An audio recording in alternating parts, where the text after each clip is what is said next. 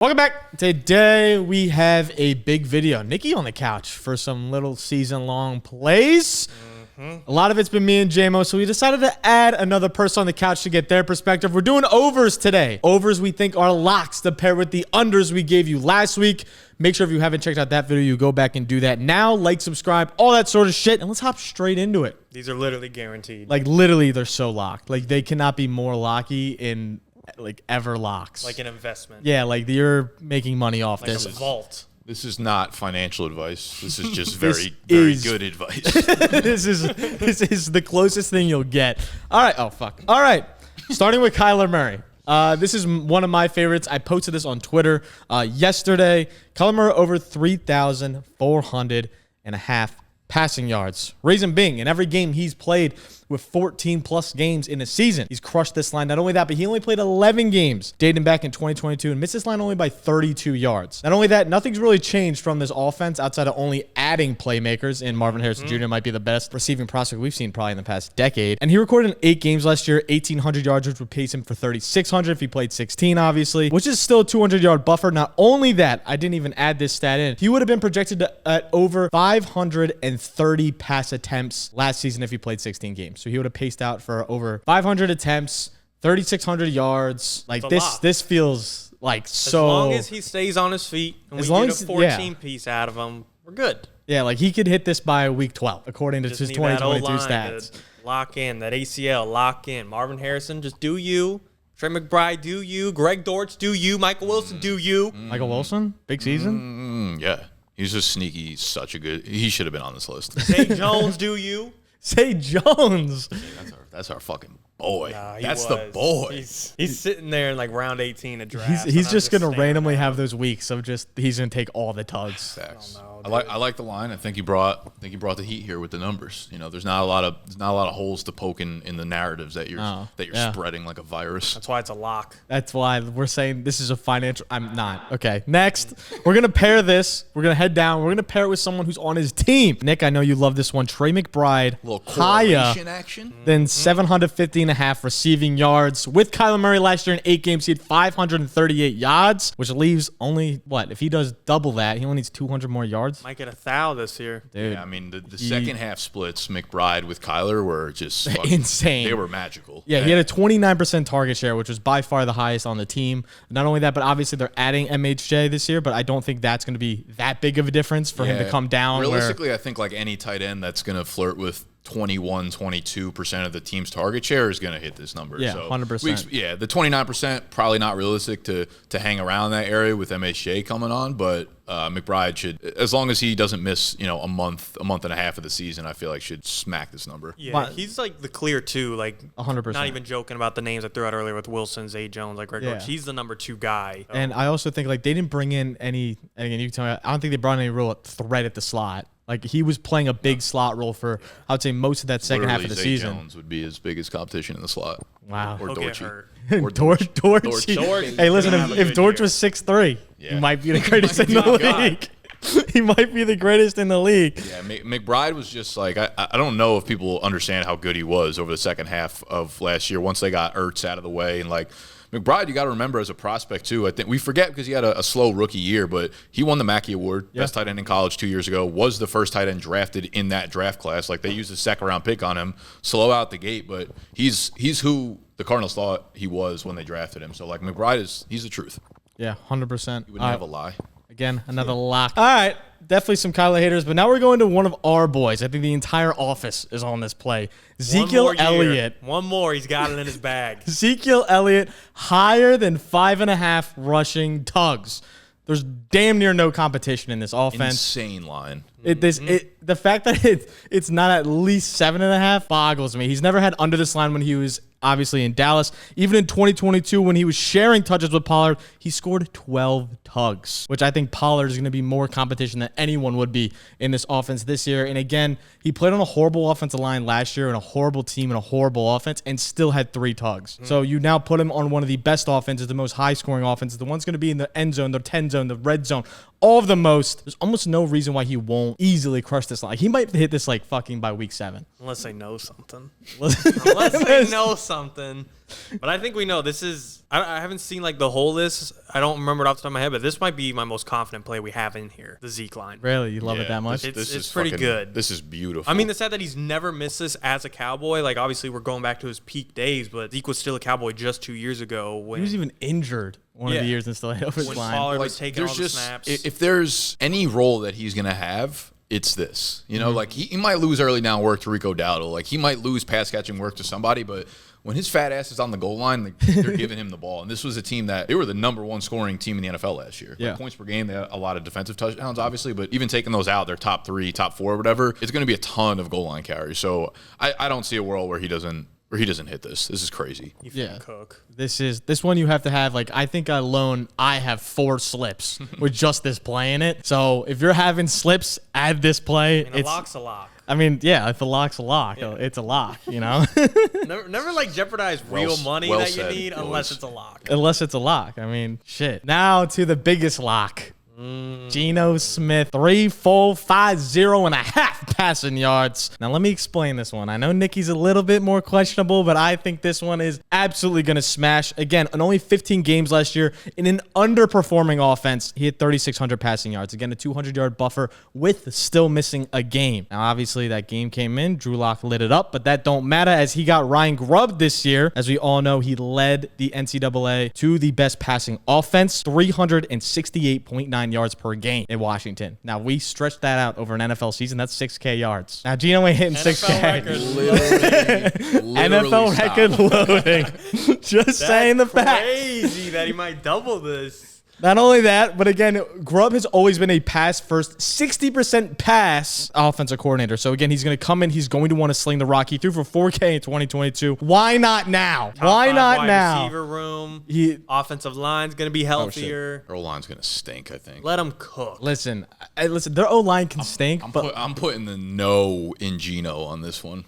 This is like, what is this per game? Like 208 yards? It's not 369, I tell you that. Like, I think it's a very low bar on a per game average that I guarantee you, like, in season, when he has like a single game line for Sunday, it's not going to be at 208. Yeah, no, I think there's they're 2 games, and then he has to average like 228, 230. Everybody missed the game last year. Still 200 yards over. He'll be fine. Look at that. Gut has 200-yard buffer written in there. We Literally. can eat one. Yeah, we can eat one.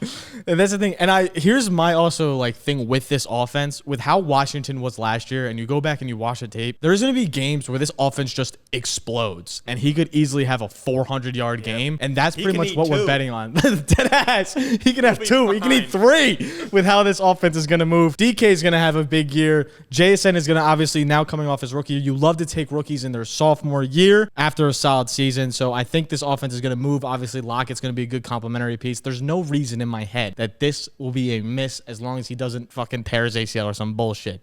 Not going to happen. Not going to happen. You know what else is going to happen? Pop Scoochie Dougie is going to hit over 549.5 receiving yards. In 14 games last year, he had 561 yards, 79 targets, and only 49 receptions, which leaves a lot of room for growth here. From week 9 on, when he finally really popped onto the scene, 22% target share, highest on the team. 21% share of all targets on 3rd and 4th downs, highest on the team. Ran for 83% of all routes, highest on the team. Better QB. There's one change the schematics of the offense. One glaring issue: Hunter Henry on the team, dog. Double H's? Double H's? Is going to be up to something this year. Yeah, we got double D's in the building. We're good. No, I really do like this play. I think this one, again, feels like a play where they're going to be under pressure a lot. Drake May, if it's Jacoby, they're going to be under pressure a lot. They're going to need to look for that guy who's close to them, close to the line of scrimmage. I think Doug's going to be that guy. He did it a lot last year where he caught 2-yard, 3-yard plays and turned them into 10 yards. I think that's going to be a part of his game this year. He's one of the best route runners, if not the best route runner on this team. If I had to say, even with the additions of Baker, with the additions of Polk. Dig down I'm not a fan of this, but if you go down like the PFF route, he's like the highest graded on this wide receiver. I know they brought in a couple of rookies, but like out of everyone on there compared to last year by far. Also, yeah, when you look at the rookies they brought in 2 more like different play catch. styles. Yeah, like catch receivers, possession receivers. Yeah. Baker's not going to be a guy that's going to get a ton of separation. Polk's not a guy that got almost any separation, but they're both guys that they can rely on to catch balls in traffic and be consistent. Doug's the opposite of that. Doug's a guy that will. We're just calling him Doug. Dougie's the, Let me tell you something about Doug. Let me tell you something about Dougie. The double D's going to get it done. Listen, he's a big separator. He's what they need on this team. He's a guy they're going to look to in the slot a lot. I think he's going to be a focal point in this offense. Only played 14 games last year. Has 3 extra games of growth. Plus, he still hit this in 14. I feel like this line is simply like very low. Yeah. As long as he stays healthy, I don't see any reason why this should miss. This might be better than the Zeke play. The hype out of camp is pretty high on him too. Yeah. Apparently, he's kind of been tearing it up out there. And this isn't like there's hype that hasn't been followed up. Like he hit this line last year with a minimal role. Now there is real hype to. It's also like he was a late round pick too. So like it's not easy to get onto the field and actually start producing. So when I feel like can break into the lineup and start putting up numbers like this, rookie year as a day 3 pick, there's usually something there. Yeah, 100%. Again, there's still a ton of growth to happen between the target reception share there, which I think kind of funny. Side note. When the draft weekend last year, when we did the live draft in the actual office, this Pop Douglas was Brett's like 16th round pick. Really? In our redraft fantasy league. Yeah. Damn. Which was insane at the time because you're like, I don't even know if this guy's going to make the team. Yeah. Or like, whatever. But he was all over him like super early on. Brett just knows. We definitely didn't like hold on to him until week 10. But Yeah, like, but when he started popping off in week 9, he just picked him right back up. All right, J-Mo, you can take this one. It's time. A-Rich over 7.5 rushing touchdowns, and we're getting him at a boost. A little boosty on A-Rich. The reason I love it is because last year in only 4 games, he had 4 rushing touchdowns. That is on pace for an NFL record. He's in the Shane Steichen offense with Indianapolis. With Shane Steichen, Jalen Hurts had multiple seasons over 10+ rushing touchdowns. Yada, yada, yada, JT. Yes, he's going to get his, but this is an offense where both can eat. And I hate this comparison because these running backs are not the same at all, but like Miles Sanders 2 years ago had a ton of rushing touchdowns, and Jalen Hurts still got his own. He still had 10.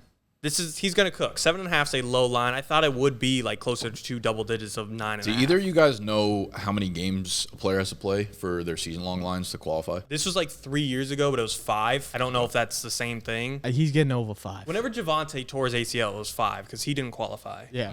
Okay. That was 2 years ago? Yeah, that was 2 years ago. Yeah. No, I mean, again, as long as he stays healthy, 4 tugs on 25 carries is insane. And in the Steichen offense, he's going to get those close goal line attempts, even with JT in the backfield. Again, I think if anything, JT helps him because they're going to run a ton of like read options, RPOs that are going to take linebackers with him. They were the fastest paced offense in the NFL last year with A-Rich under center. They ran plays with like, I think the average play clock was like 8.5 seconds still remaining on it. Like that's actually crazy. Yeah, like the pace that they had when A-Rich was under center, it was abnormal fucking rate. And I feel like they're going to run so many plays on offense. I don't know if that necessarily dictates, rushing touchdowns for A-Rich, but the offense should be fun as fuck. And it's weird too, because like, this number, I feel like we've been spoiled in the last 3-4 years with just rushing touchdowns by quarterbacks between Allen, Jalen Hurts, and stuff like that. Lamar. But prior to those guys kind of popping off like 4 years ago, it was like if a rushing quarterback scored 8 touchdowns, that was like insane. Yeah, like Cam obviously had a couple pop years, Yeah. but